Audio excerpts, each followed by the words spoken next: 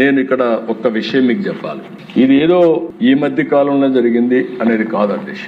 రాజశేఖర రెడ్డి గారు ఉన్నప్పుడే ప్రారంభమైంది. రాజశేఖర రెడ్డి గారు ఉన్నప్పుడు అధ్యక్ష ఇది 7 కొండలు కాదు 2 కొండలని ఉత్తర్వులు ఇచ్చాడు. ఆ ఉత్తర్వు కూడా 338 జీవో ఇచ్చాడు. ఆ జీవో ఇచ్చినప్పుడు మేమందరం కూడా గట్టిగా ఫైట్ చేశాం, అసెంబ్లీలో ఫైట్ చేశాం. కడాన్ని నేను మొక్కున్నాను, మళ్ళీ ఇది సాధించి మీ మొక్కు తీర్చుకుంటాను, నడిచి వస్తానని చెప్పి వెంకటేశ్వర స్వామి మొక్కుని ఫైట్ చేస్తే 2 సంవత్సరాల అధ్యక్ష 16/2/2005 జీవో ఇష్యూ చేసింది. ఎవరు ఇష్యూ చేశారు అధ్యక్ష? శామ్యూల్ అధ్యక్ష ఆ రోజు ప్రిన్సిపల్ సెక్రటరీ పంచాయత్ రాజ్. నేను ఎందుకు మళ్ళా ఈ మాట మాట్లాడుతున్నానంటే ఒక్కొక్కసారి డెలిబరేట్ గా ఏ విధంగా చేస్తారనేది ఎగ్జాంపుల్ ఇది. శామ్యూల్ ఇది క్రిస్టియన్, తప్పులేదు. కానీ బ్రిటిష్ వాళ్ళు కూడా తలపెట్టరటువంటి ఆలోచనకు నాంది పలికిన వ్యక్తులు వీళ్ళు. వాళ్ళ కమిట్మెంట్ ఉండొచ్చు, కానీ ఎప్పుడు కూడా మనం అందరం మాట్లాడితే దశ 7 కొండలవాడ వెంకటరమణ గోవిందా గోవిందా ఇది స్లోగన్. 7 కొండలు ఆయన విన్నది మనందరి యొక్క మనోగతమే కాదు, అందరం కూడా అదే స్లోగన్ కింద వెళ్ళాం. అలాంటిది 2 కొండలు అని చెప్పి ఇచ్చి 2 ఏళ్లు దేశం అంతా ఆందోళన జరిగితే మళ్ళా రివైజ్ చేసి ఇచ్చారు. ఇప్పుడు ఆ పార్టీ మాట్లాడుతున్నారు, వాళ్ళు రివైజ్ చేసి దివ్యక్షేత్రం చేస్తే నేను అపోజ్ చేశానంట. కలలో కూడా చేయలేను అధ్యక్ష, ఇమాజిన్ చేయలేను. ఆ విషయం గుర్తుపెట్టుకోవాలి. నేను ఇదే అసెంబ్లీలో చెప్పా. మీరు అనుకుంటున్నారు వెంకటేశ్వర స్వామి శక్తి లేదని. ఎవరైనా ఆయనకు అపచారం తలపెడితే నెక్స్ట్ జన్మ కాదు, ఈ జన్మలోనే మీరు పనిష్మెంట్ తీసుకుంటారనేది నా ప్రగాఢ విశ్వాసం.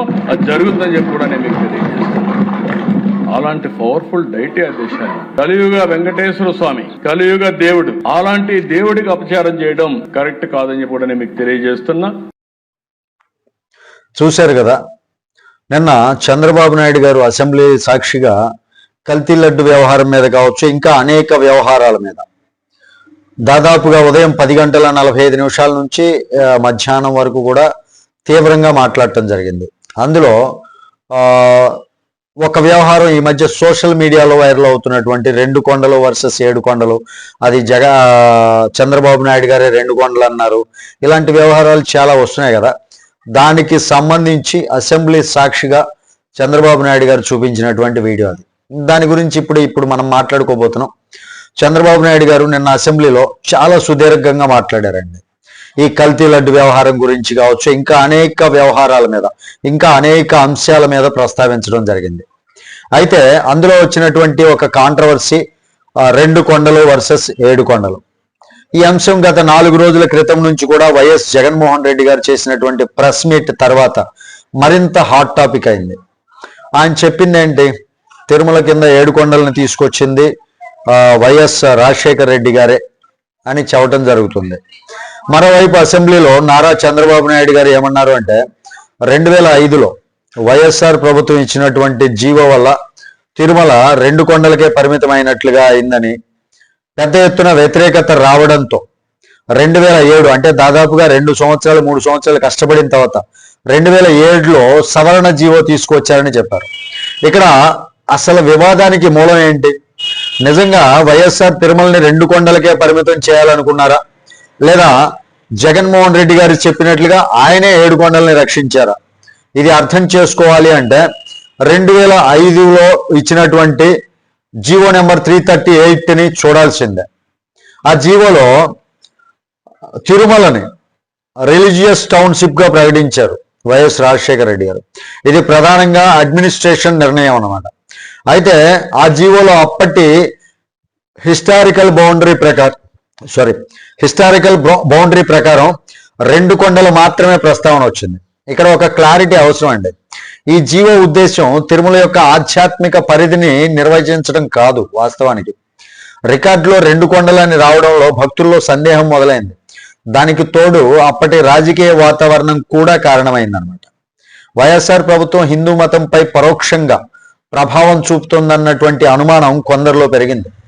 దీంతో ప్రతిపక్షం మరియు మతాధికారులు తీవ్రంగా స్పందించారు. దాని మీద వ్యతిరేకత కూడా వచ్చింది.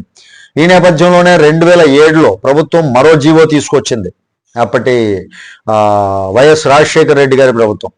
ఈ జీవోలో స్పష్టంగా తిరుమల దివ్యక్షేత్రం అంటే మొత్తం 7 కొండల హిల్ రేంజ్ అని పేర్కొనటం జరిగింది. అంటే జీవో 2005 అంటే 2005 జీవో వల్ల వచ్చినటువంటి సందేహాన్ని 2007 జీవో క్లారిఫై చేసింది అని చెప్పుకోవచ్చు మనం. ఇక్కడే ఇద్దరు రాజకీయ వ్యాఖ్యానాలు వేరువేరు మార్గాల్లో వెళ్ళాయన్నమాట. చంద్రబాబు వాదన ఏంటంటే 2005 జీవో వల్ల సమస్య వచ్చింది, భక్తుల ఆందోళనతో ప్రభుత్వం వెనక్కి తగ్గి 2007లో మరో జీవో ఇచ్చింది దాన్ని సవరణ చేస్తూ. జగన్ వాదన ఏంటి, ఏడుకొండల్ని అధికారికంగా గుర్తించి తిరుమల సమగ్రతను కాపాడింది వైఎస్ఆర్ ప్రభుత్వం అని. ఇప్పుడు ఆబ్జెక్టివ్ చూస్తే 2 కొండలు అన్నది అడ్మినిస్ట్రేటివ్ రికార్డు మాత్రమే, 7 కొండలు అన్నది సంప్రదాయం ప్లస్ 2007లో స్పష్టత. అంటే ఈ అడ్మినిస్ట్రేటివ్ రికార్డు కూడా సృష్టించింది ఎవరు, అప్పటి వైఎస్ఆర్ అంటే వైఎస్ రాజశేఖర్ రెడ్డి గారి ప్రభుత్వం. ఆ తర్వాత 7 కొండలు అన్నది కూడా ఆ జీవో కూడా ఇచ్చింది వైఎస్ రాజశేఖర్ రెడ్డి గారి ప్రభుత్వం. ఇక్కడ హీరో ఆయనే విలన్ ఆయనే అన్నట్లుగా ఉంది. ఎందుకంటే ఫస్ట్ విలన్ గా ఆయన మాట్లాడినప్పుడు జనాలు వ్యతిరేకించారు. అలా వ్యతిరేకించిన తర్వాత మరలా కొత్త జీవో 2007లో తీసుకొచ్చారు, దాని ప్రకారం ఆయన హీరో అయ్యారనమాట. 7 కొండలు అన్నది వాస్తవానికి సాంప్రదాయం ప్లస్ 2007లో ఇచ్చినటువంటి స్పష్టత. ఈ వివాదం ప్రధానంగా ఇంటర్ప్రిటేషన్ మరియు రాజకీయ వ్యాఖ్యానాల వల్ల పెరిగిందండి. అంటే వైఎస్ఆర్ కావాలనే తిరుమలని 2 కొండలకే పరిమితం చేశాడని చెప్పడానికే స్పష్టమైనటువంటి ఆధారాలు లేవు.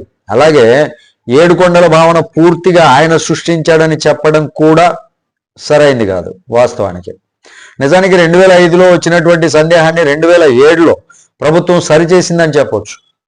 ఎక్కువగా న్యూట్రల్ పాయింట్ అయితే అదే. వాస్తవానికి న్యూట్రల్ గా చెప్పాలంటే అటు రాజశేఖర్ రెడ్డి గారు కావాలని చేశారా, మరొకటి పక్కన పెడితే 2 కొండలు అని ఒక జీవో తీసుకొచ్చింది రాజశేఖర్ రెడ్డి గారు. అప్పట్లో ఆయన విలన్ అయ్యారు.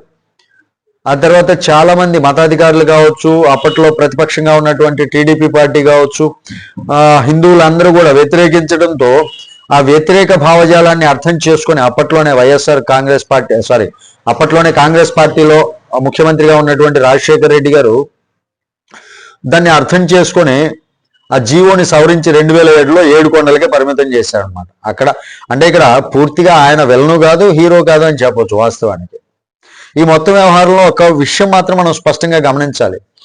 ఆధ్యాత్మిక అంశం అనేది రాజకీయ రంగు పులుముకుంటే వివాదం పెరగడం సహజం. వాస్తవానికి తిరుమల విషయంలో కూడా అదే జరిగింది. ఇదే 2 కొండలు వర్సెస్ 7 కొండల వివాదానికి సంబంధించినటువంటి ఫ్యాక్చువల్ పొజిషన్ అన్నమాట. వాస్తవానికి ఎవరు తప్పు చేశారో ఒప్పు చేశారో అని చూసుకున్నట్లయితే సాంప్రదాయబద్ధంగా కొన్ని వేల సంవత్సరాల నుంచి కూడా తిరుమల 7 కొండలే. ఆ 7 కొండలు అనేది వెంకటేశ్వర స్వామి వారి ఆస్తి. అది మార్చడానికి రాజశేఖర్ రెడ్డి ఎవరు, చంద్రబాబు నాయుడు ఎవరు? వాస్తవానికి న్యూట్రల్ గా మాట్లాడుకుంటే జీవో తీసుకురావాలని చేశారు. టౌన్షిప్ అన్ని మతాలు ఉండే విధంగా ఒక టౌన్షిప్ ఏర్పాటు చేయాలి మిగిలిన కొండల మీద అని చెప్పి రాజశేఖర్ రెడ్డి గారు అప్పట్లో ప్రయత్నం చేశారు. దానికి వ్యతిరేకత వచ్చిన తర్వాత 2007 జీవో సవరణ చేశారు. అది జరిగింది. ఇక్కడ ఆయన కావాలని చేశారా, అన్ని మతాలని సమానం చేయాలని చేశారు అనేది పక్కన పెడితే ఇది వాదులాడుకునే సమయం కాదు. తిరుమలకి 7 కొండలు ప్రధానం అనేది మన సంప్రదాయం. ఇక్కడ ఇది రాజకీయంగా మాట్లాడుకోకపోవటమే మంచిది నా ఉద్దేశం ప్రకారం.